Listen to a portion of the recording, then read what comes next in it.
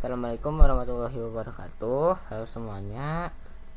Saya Ardian Sidik. Di sini saya akan menunjukkan bagaimana cara saya menganalisis data menggunakan kode Python. Langsung saja kita mulai. Kita akan memperkenalkan dahulu library yang akan kita gunakan. Yang pertama itu ada Pandas.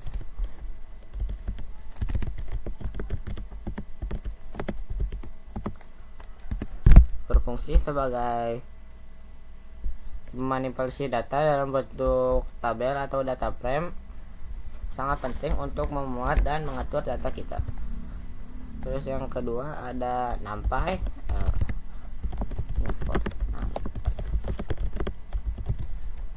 Digunakan untuk operasi numerik, terutama perhitungan matematis yang efisien.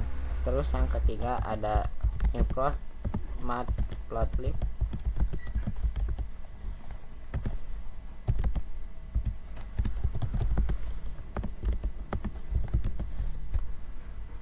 Berfungsi untuk visualisasi grafik dan visualisasi statis yang mendasar. Terus yang keempat ada import seaborn yang merupakan partner dari matplotlib untuk membuat visualisasi statistik yang lebih menarik. Terus yang ketiga ada yang terakhir ada scikit-learn.linear from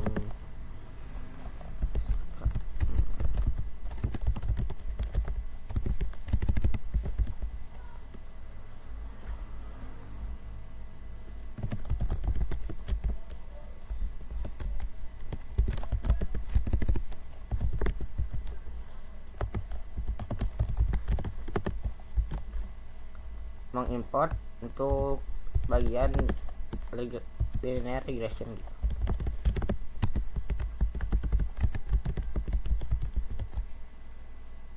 Ini adalah kelas dari scikit-learn yang akan kita gunakan untuk membangun model regresi linear berganda ataupun regresi linear sederhana. Nah, kalau sudah, kita coba untuk run dulu apakah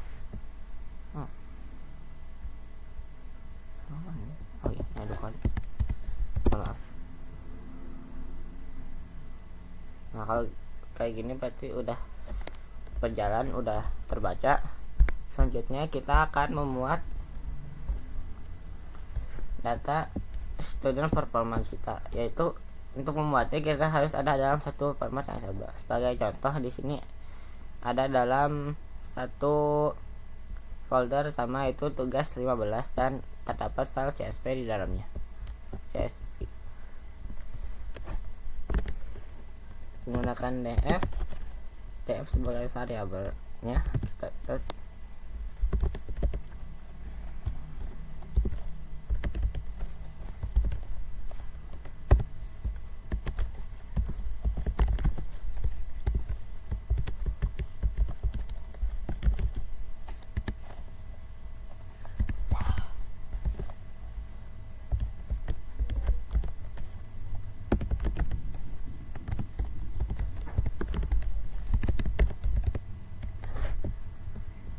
Di sini adalah dataset kita yang berjumlah 1000 baris dan 6 kolom, dimana kolomnya itu ada jam belajar, nilai sebelumnya, sampai dengan ke performance index.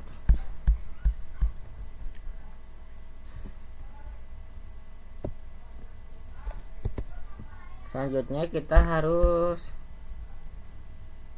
melihat info bahwa dataset ini apakah ada nilai kosongnya atau tidak. Caranya mudah, yaitu menggunakan df.info. Nah, sini akan terlihat bahwa tidak ada nilai yang kosong pada setiap kolom atau kolom dan baris yang ada dalam dataset ini.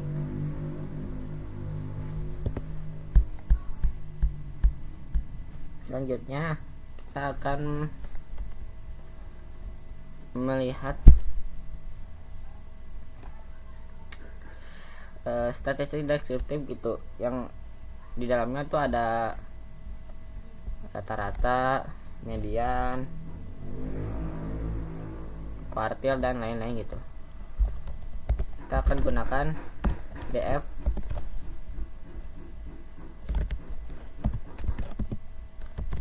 terus describe.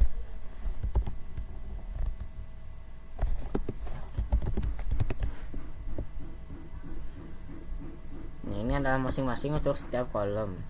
Misalkan di jam belajar gitu, rata-ratanya ada sekitar 4 jam atau 5 jam pembelajaran, ataupun di untuk nilai sebelumnya ada di rata-rata 69,44. Nah, kalau sudah, sini saya akan coba visualisasikan menggunakan histogram. Histogram menunjukkan frekuensi kemunculan nilai dalam rentang tertentu. Sumbu horizontal menunjukkan rentang nilai variabel dan sumbu vertikal menunjukkan frekuensi atau jumlah data.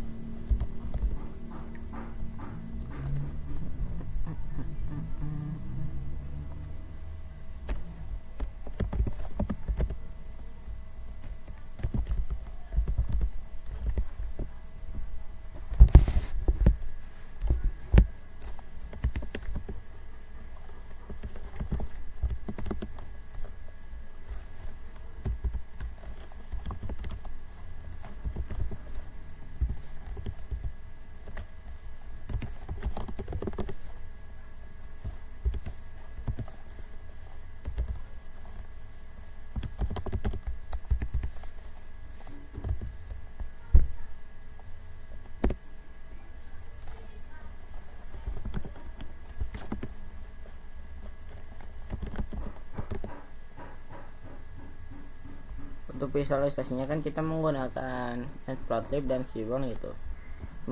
Matplotlib sendiri kita persingkat sebagai PLT dan Seaborn sebagai SNS untuk mengetikkan yang lebih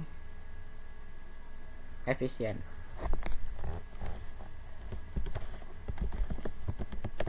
Ini adalah untuk ukurannya gitu. 15. Cukup kali.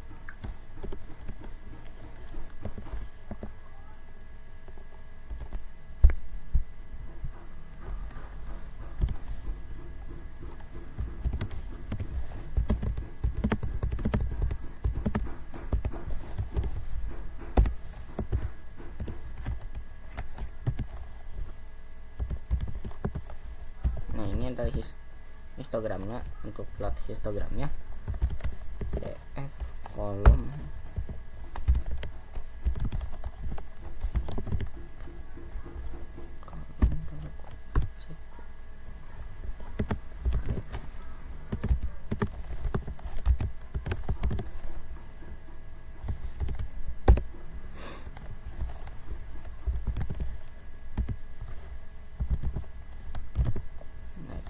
untuk titel judul di atasnya.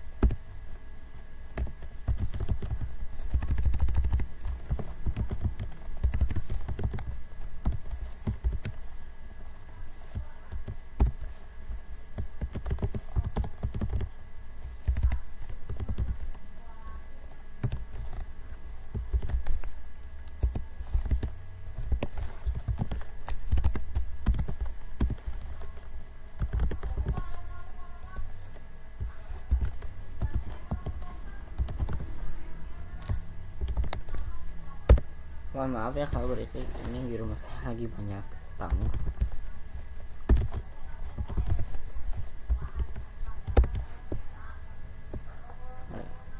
Ini. Nah, ini untuk tampilan histogramnya gitu.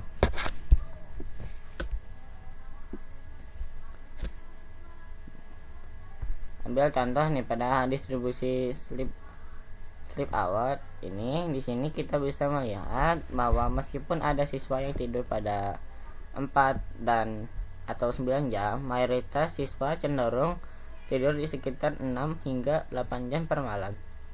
Batang diagram di rentan tersebut terlihat lebih tinggi, menunjukkan frekuensi yang lebih banyak. Ini memberi kita gambaran tentang pola tidur umum di dataset tersebut. Nah, di sini kan dikodengannya nih untuk ya labelnya tuh berarti ya labelnya itu di sini dan X labelnya itu di sini, dan ini akan mengikuti kolom dari si dataset kita. Jadi kolom ini yang ini kita akan mengikuti yang ini di sini sampai ke performance index.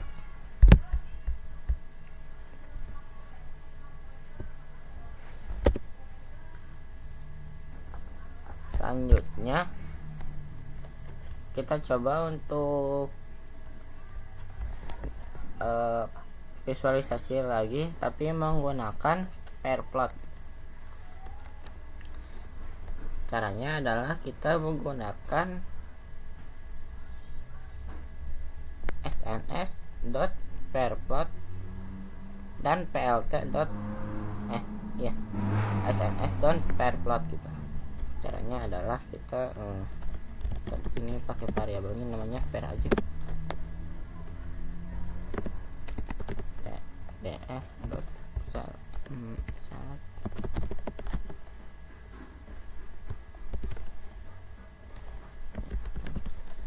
Sama nggak sih kayak tadi?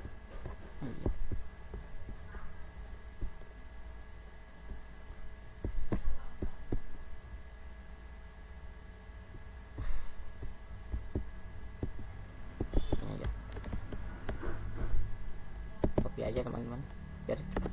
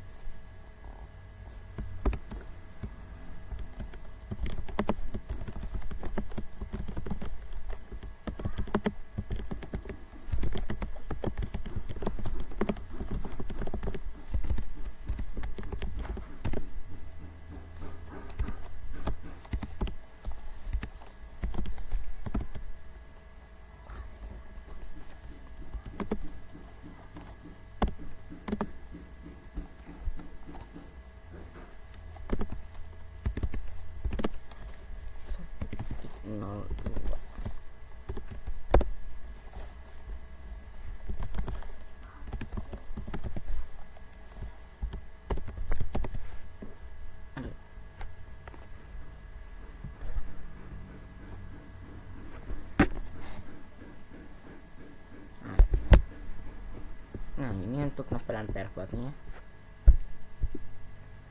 Di sini kita hanya menggunakan yang tabel numerik aja, yang untuk ekstrakurikulernya tidak termasuk, soalnya kan bukan termasuk ke dalam bagian data numerik gitu.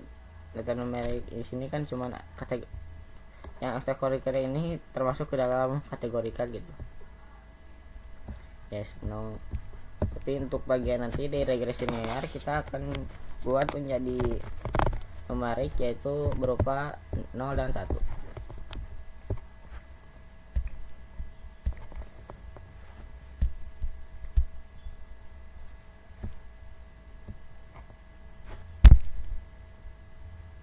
Pada plot ini kita bisa melihat scatter plot untuk setiap pasangan variabel numerik, dan di diagonalnya ada histogram atau plot distribusi tunggal setiap variabel.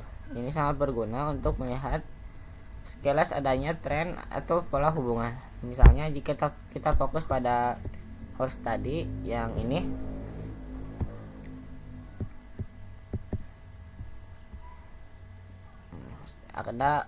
di sini akan melihat bahwa nilai-nilai jam belajar ini cenderung terfokus pada angka bulat seperti 1, 2, 3 hingga 9.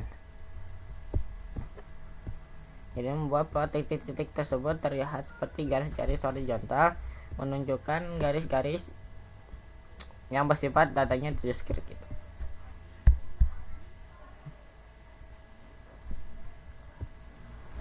Selanjutnya kita akan buat lagi visualisasinya yang lain menggunakan heat map,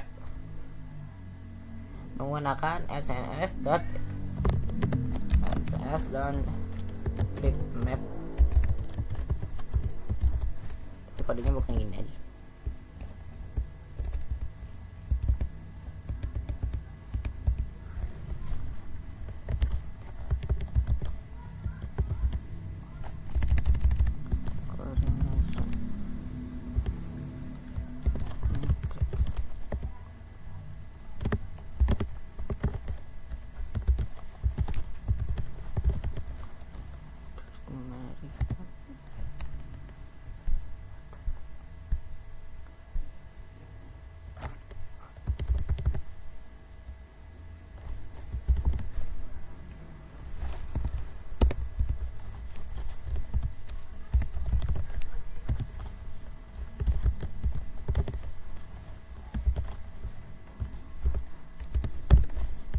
Untuk bagian ukurannya gitu, kita gunakan ukuran 8 dan 6. 8 untuk X nya, X dan 6 untuk bagian Y nya.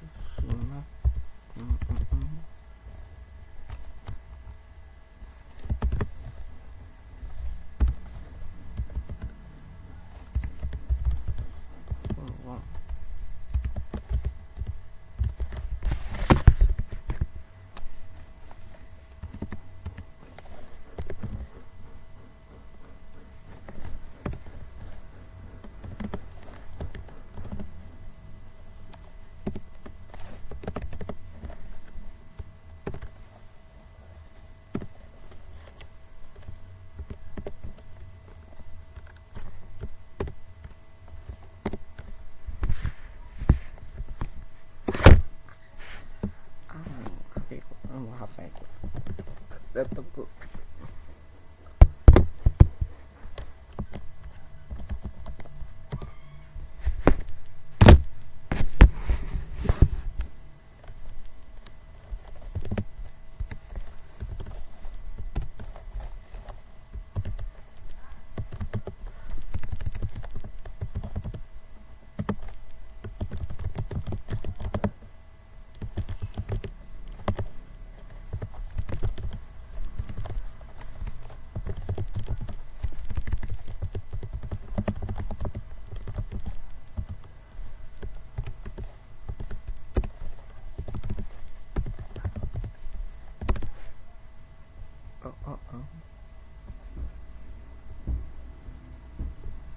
Kan tadi pakai ini nyampe.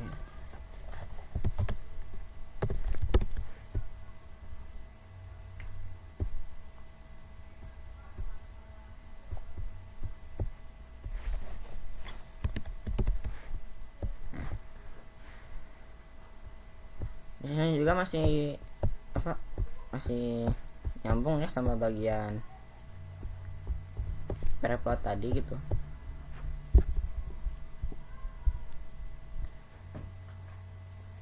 Nah, pada setiap kotak ini akan menunjukkan nilai korelasi antara dua variabel, yaitu semakin mendekati satu merah terang ya, yang ini misal menunjukkan korelasi positif yang kuat. Artinya jika satu variabel meningkat, yang lain juga cenderung meningkat. Atau jika nilai mendekati negatif 1, di sini cuma ada negatif 0,01 menunjukkan korelasi negatif yang kuat, dan nilai mendekati 0 putih atau abu-abu gitu berarti tidak ada korelasi linear yang kuat. Nah, coba kita lihat di performance index ya, kita bisa melihat bahwa previous memiliki korelasi yang sangat tinggi yaitu 0,92 dengan performance index. Ini menunjukkan hubungan positif yang sangat kuat. Artinya siswa dengan skor sebelumnya yang tinggi cenderung memiliki indeks kinerja yang tinggi juga.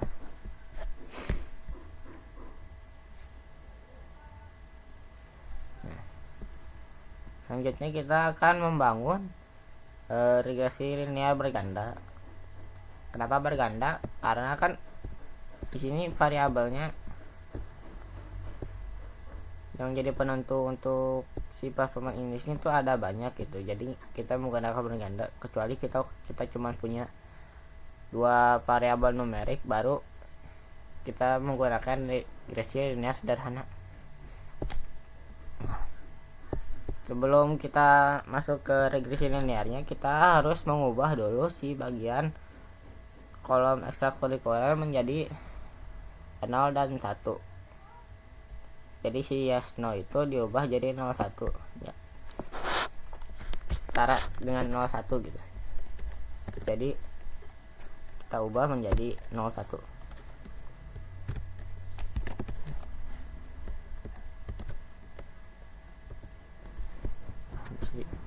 Bisa di ini aja bisa.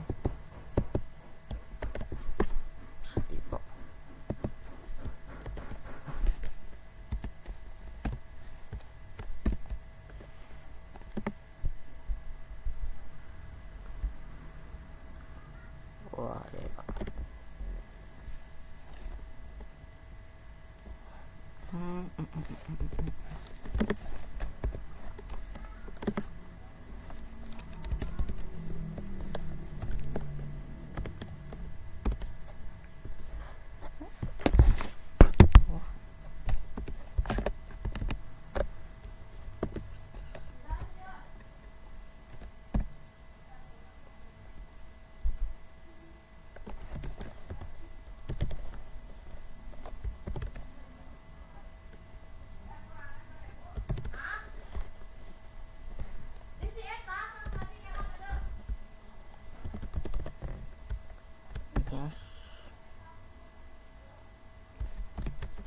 Diubah jadi 1 dan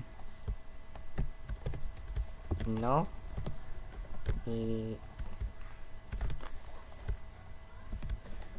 diubah menjadi 0.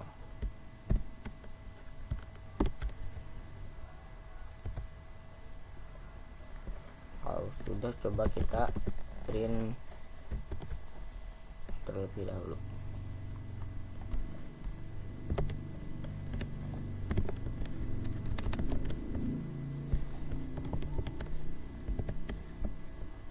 Nah, ini ya udah terganti gitu.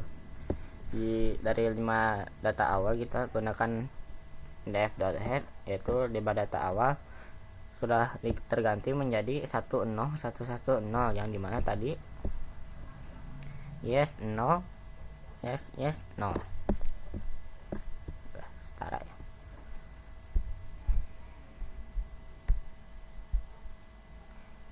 Selanjutnya kita akan membuat variabel x dan y, dimana y nya adalah si performance index sebagai target dan X sebagai variabel yang memengaruhi, jadi yaitu dipengaruhi oleh X. Pertama kita buat X nya dulu, df dot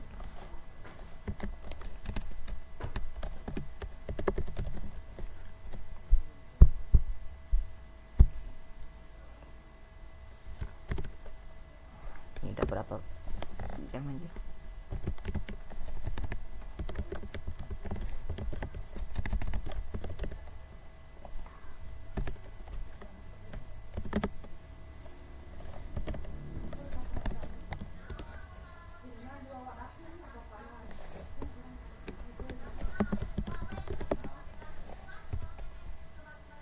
Performance index X sama X itu 1. Kita akan mengecualikan si bagian performance index karena kan si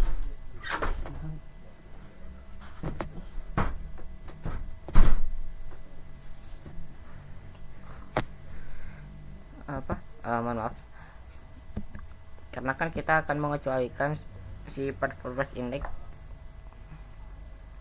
sebagai variabel y nya gitu, akan jadi target dari regresi linear kita ini aja lah ya salah. Ini kan repot.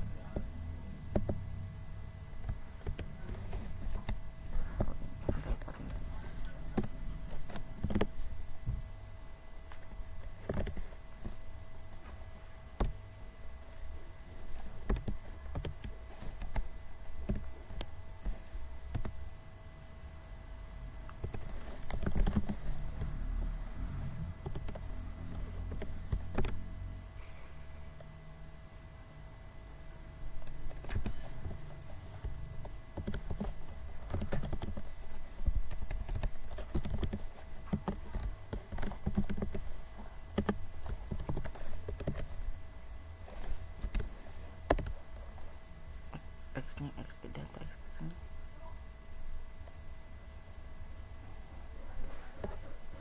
X ke sana.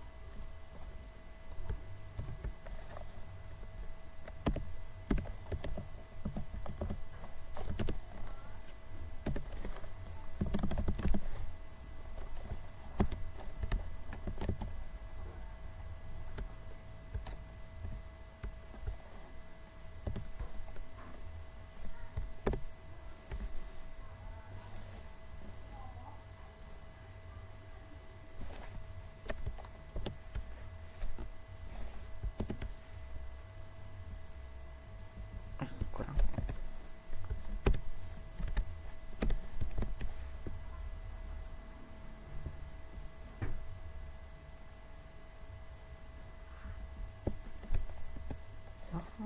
Kurang.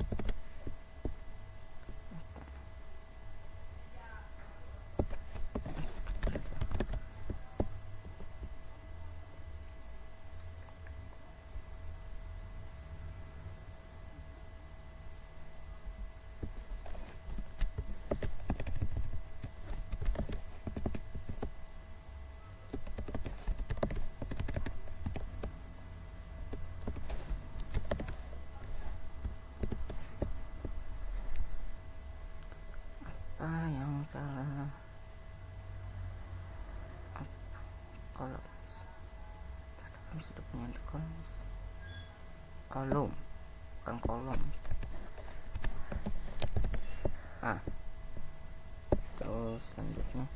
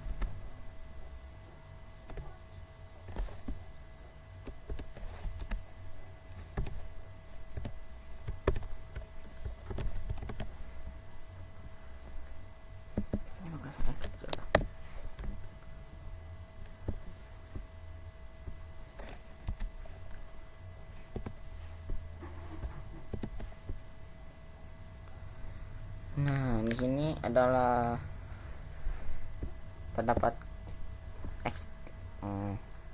jumlah fiturnya gitu. Kolom yang pengaruhi X itu ada 5, yaitu jam belajar, sebelumnya, ekstrakurikuler, jam tidur, dan sampel quest, latihan soal sebelum ujiannya, dan jumlah sampelnya ada 10.000 dan target. Dan Y nya itu adalah performance index.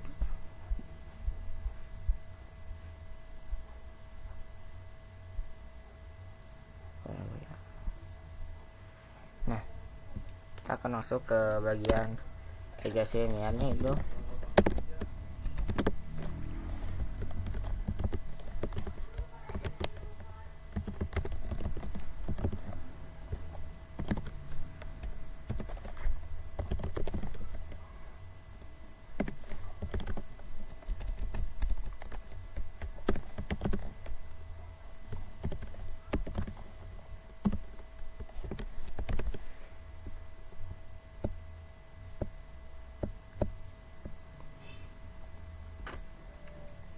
Nah, udah ada ya berarti teman-teman.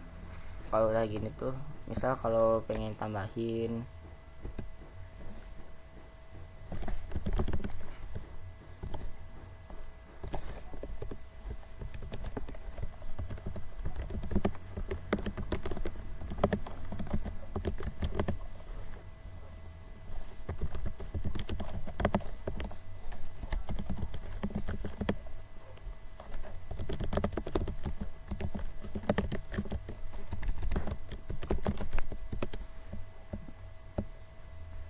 kalau tidak ada error berarti ini udah berhasil. Soal lagi aja, lanjut ke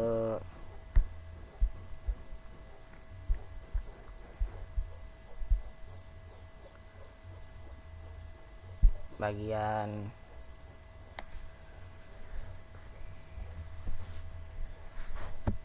ini, bagian terakhir, bagian regresi linearnya, yaitu sebagai coef nya. Coef itu singkatan dari koefisien ya.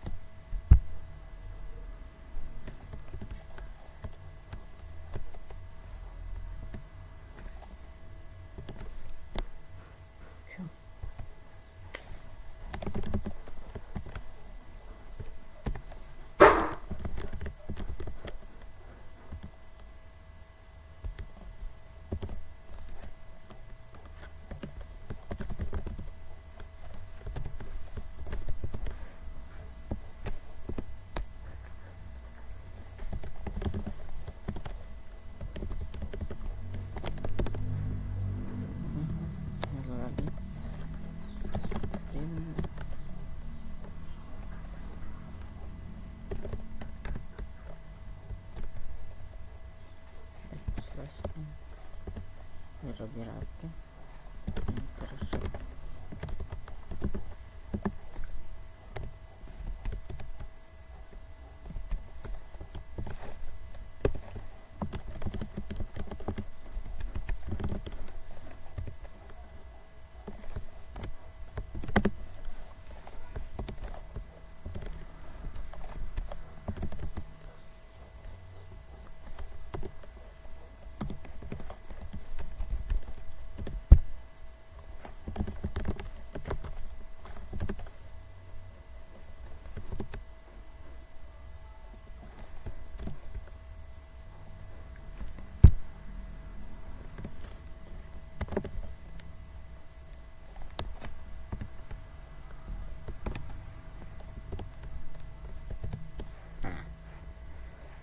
Oh, jadi ini teman-teman untuk regresi linearnya ya.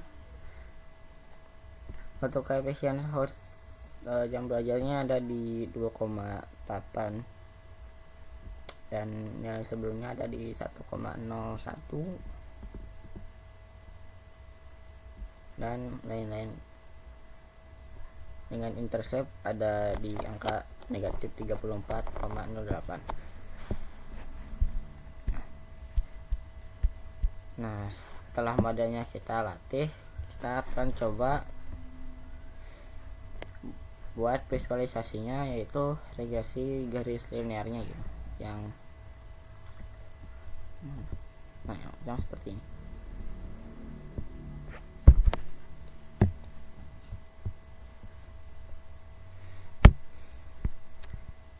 Langsung aja kita buat, yaitu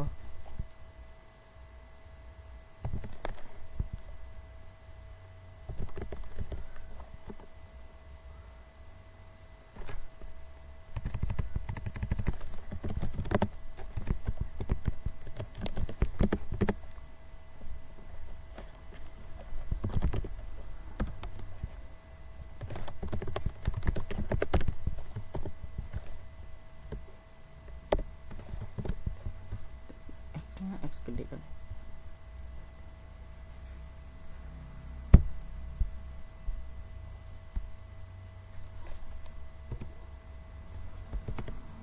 Oke, aman, nggak ada error ya.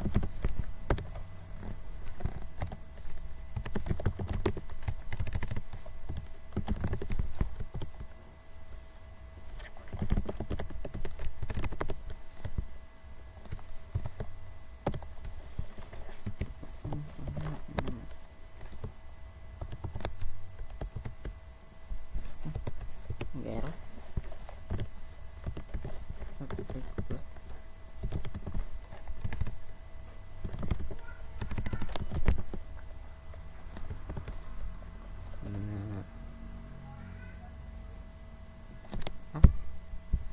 X-nya kecil. X sama dengan ini. Benar-benar tuh.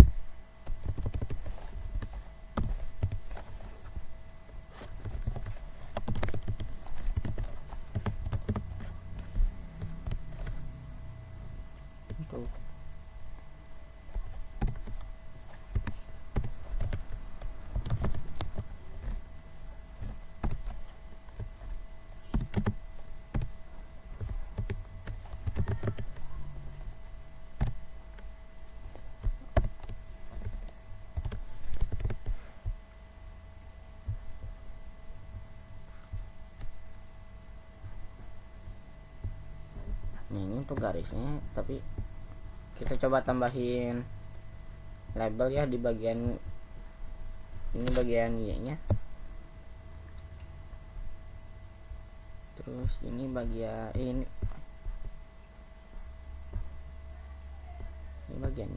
bagian Y, ini bagian X nya kita tambahin label untuk plt.x label.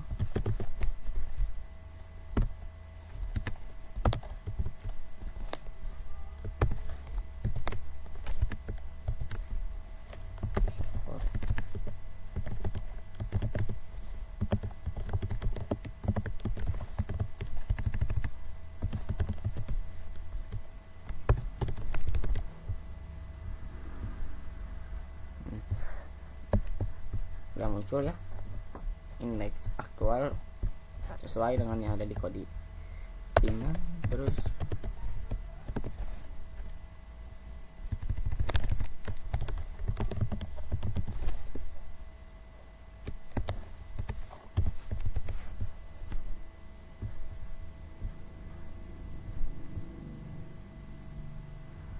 sekarang kita buat titelnya.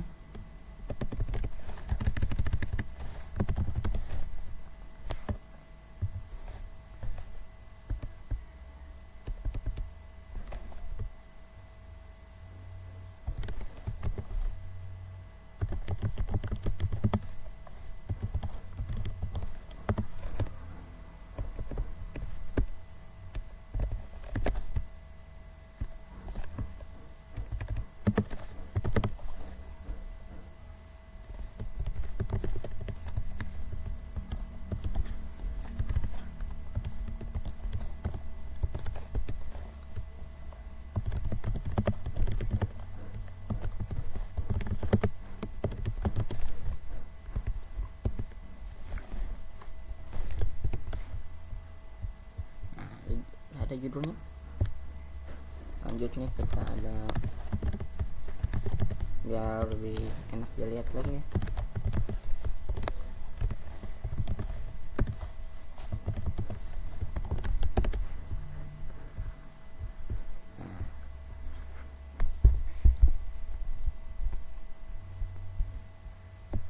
Seperti ini teman-teman hasilnya. Semakin titik-titik ini mendekati ke garis merah ini, semakin bagus model kita dalam memprediksikan gitu. Jadi itu saja ya yang dapat saya sampaikan. Mohon maaf bila terlalu panjang. Assalamualaikum warahmatullahi wabarakatuh.